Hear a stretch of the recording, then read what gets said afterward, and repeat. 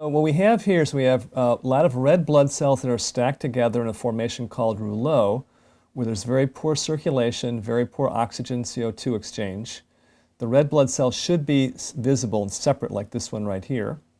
Instead, they're stacked up, and there's multiple causes of that, including dehydration, poor digestion of protein, excess carbohydrates in the blood, sugars too high in the blood, and overall a low negative charge in the blood, where the potential, the zeta potential in the cells has been diminished, so cells just clump.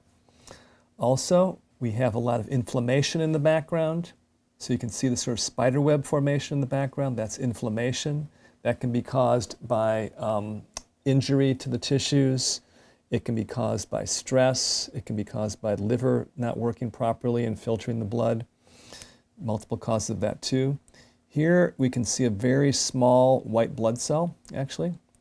In the case of this blood sample, the person's white blood cells were too small. You can see this one here too. They should be 2 or 3 times the size of the red cells, and they're about maybe 1.5 times the size of a red cell. So they're not in ideal shape. So this is the picture of a sample of blood I looked at within the last week. So after that last sample of blood we looked at, the person did a 1-hour treatment with a frequency device called a Healy, which sends microcurrent and specific frequencies into the person's body. And that was 60 minutes. It was on a program called Immune System. So immediately after that treatment, I looked at her blood, and this is what we saw. It was about 50% of the blood improved. So instead of being stacked up, the red blood cells, you can see them here, they're separate.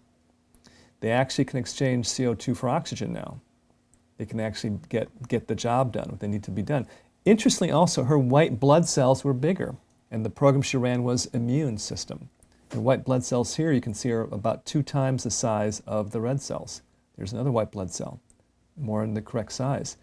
Some of the inflammation is gone too. The background doesn't have all that spider web type fibrin in the background. Let me run the video here a little bit. You can see, overall, the blood is a lot better. I would say it's a good 50% better in terms of the viscosity of the blood. The blood cells are actually moving. They're not all clumped. So essentially what happened is that we increased a lot of negative charge into the blood. And that negative charge helps the cells separate from each other, so they have more of a surface area to get oxygen. And they have a lot more flow and movement of nutrients and energy through her body. And that's what her blood looked like literally 1 hour after the first sample, after she did a 1-hour treatment on Immune System.